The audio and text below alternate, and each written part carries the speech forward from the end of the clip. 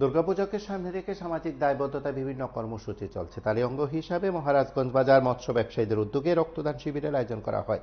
এই রক্তদান শিবিরে সাংসদ তথা বিজেপির প্রদেশ সভাপতি রাজীব ভট্টাচার্য, আগরতলা পুর নিগমের মেয়র দীপক মজুমদার উপস্থিত ছিলেন। মুখ্যমন্ত্রী ডাক্তার মানিক সাহার উপস্থিতিতে রক্তদান শিবিরের মাধ্যমে সমাজে বার্তা ছড়িয়ে দেওয়ার উদ্যোগ নেওয়া হয়েছে। সেই পর্বে মুখ্যমন্ত্রী ডাক্তার মানিক সাহা তার ভাষণে কি বলছেন আমরা শুনব। আমরা আরো বেশি করে এই মৎস্য উৎপাদন আমাদের রাজ্যেই হোক, কেন আমরা আসাম থেকে আনবো, বাংলাদেশ থেকে আনবো বা ওয়েস্ট বেঙ্গল থেকে আনবো, শিলিগুড়ির থেকেও আসা।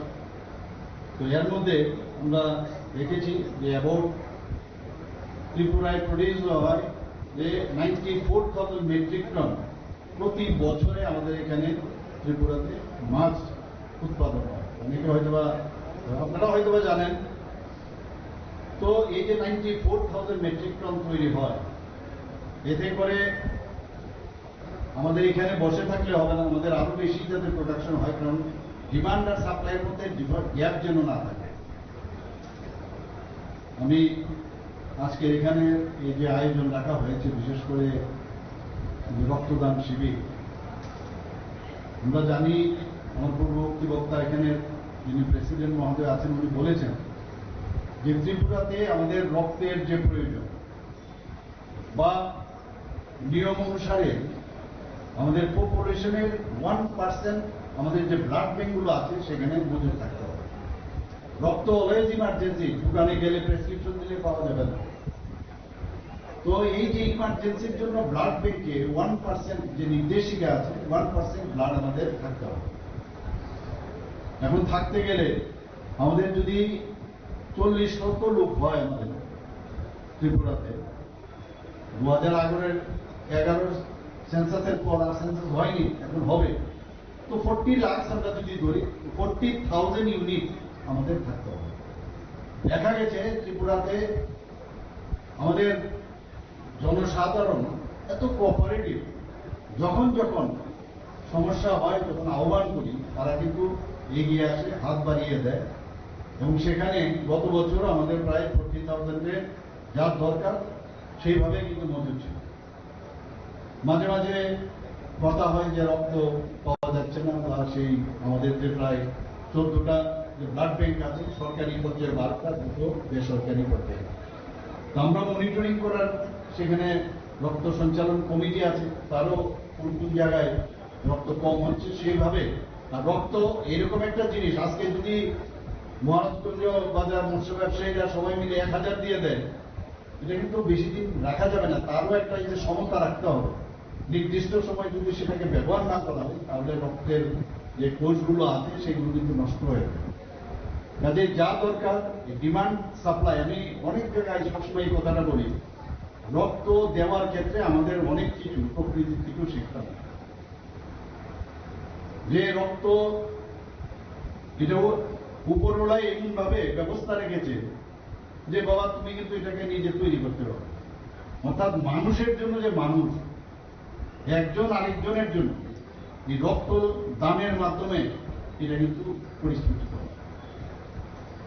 এবং এই যে ব্যালেন্স করা, যে নিজে যেমন বাইসাইকেল যখন আমরা চালাই, বাইসাইকেল যখন চালাই তখন ব্যালেন্স করে বাইসাইকেল চালাতে।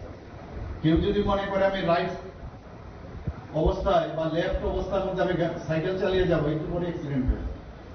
তো সমাজ জীবনেও যদি আমরা চলাফেরা করি, এই রক্ত দেওয়া এবং রক্তকে সেটাকে প্রিজার্ভ করে রাখা, সেখানেও বলেছে ব্যালেন্স রাখতে হবে। অর্থাৎ কি ডিমান্ড আর সাপ্লাই তার মধ্যে রাখতে হবে, যাতে করে নষ্ট না হয়, অ্যাক্সিডেন্ট যাতে না হয়।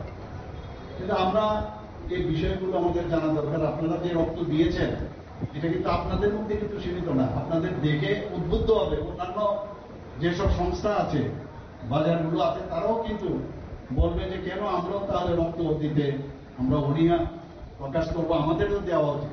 আর রক্ত সম্পর্কে একটা মানুষের সবসময় একটা ভয় থাকে যে রক্ত দিলে শরীর খারাপ, কিন্তু রক্ত দিলে শরীর ভালো হয়। এক তো নিজের যখন বডি চেক হয়, শরীর যখন চেক হয়, তাতে করে অনেক স্ক্রিনিং হয়ে যায় যে আমার ব্লাড প্রেশার আছে কিনা, হাইপার টেনশনে আমি ভুগছি কিনা, আমার ডায়াবেটিসের রুগী কিনা, বা অন্য কোনো ইনফেকশন, HIV রোগ আছে কিনা, হিপাটাইটিস আছে কিনা, এগুলো কিন্তু চেক হয়। আবার রক্ত দিলে হার্ট অ্যাটাকের সম্ভাবনাও অনেকটা কমে যায়, কারণ তাতে করে যে আয়রন আমাদের শরীরের মধ্যে যখন বেশি হয়, সেইগুলো কিন্তু আমাদের এই যে ব্লাড ভেসেলগুলো আছে সেই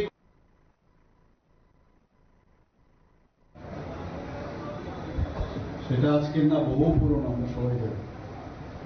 সারা ত্রিপুরার মধ্যে প্রথম যদি বলা হয় যে সবচেয়ে বড় বাজার কোনটা, সেটা হচ্ছে মহারাজগঞ্জ বাজার। এর মধ্যে আবার মৎস্য ব্যবসায়ী সমিতির যে আজকে আয়োজন, সেই মৎস্য ব্যবসায়ীদের যেভাবে সাধারণ মানুষকে যুগ যুগ ধরে মানুষের সেবা ওনারা করে যাচ্ছেন, এটা কিন্তু বলার অপেক্ষা রাখে না, সবাই জানে বিষয়টা। আমি আজকের এই যে ব্লাড ডোনেশন ক্যাম্পের আয়োজন করা হয়েছে এবং বিভিন্ন বই, খাতা এবং পেন্সিল ইত্যাদি ডিস্ট্রিবিউশনের যে ব্যবস্থা এখানে রাখা হয়েছে, বস্ত্র বিতরণের ব্যবস্থা রাখা হয়েছে, এর জন্য আমি মহারাজগঞ্জ বাজার মৎস্য ব্যবসায়ী সমিতিকে আমি আন্তরিকভাবে ধন্যবাদ জানাচ্ছি।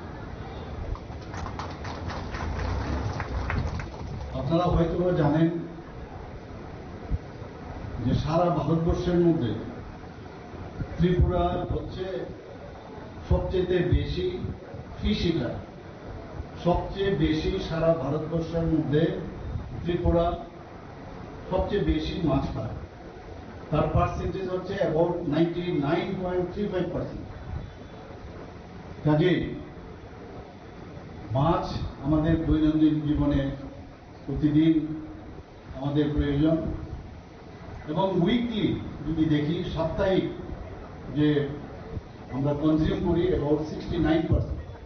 অর্থাৎ পার্সেন্টেজ হিসাবে যদি দেখি, সারা ভারতবর্ষের মধ্যে এই মাছ বা মৎস্য কনজিউম হয় প্রথম ত্রিপুরা, এবং সাপ্তাহিক 69% আমাদের যে কনজামশন, অনেকটা প্রায় আসামেও একই পার্সেন্টেজ থাকে। যদিও আসাম নর্থ ইস্টার্ন জোনের মধ্যে আসামে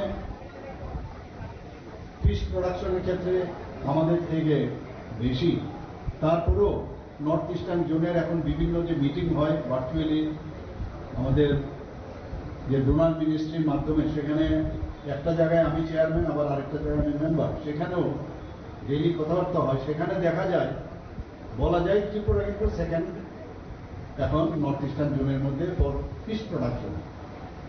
আমরা বিভিন্ন জায়গায়, আপনারা জানেন, মাননীয় প্রধানমন্ত্রী যখন আমাদেরকে নির্দেশ দিয়েছেন জলাশয় তৈরি করতে হবে, ত্রিপুরাতে এমনিতেও বহু জলাশয় ছিল,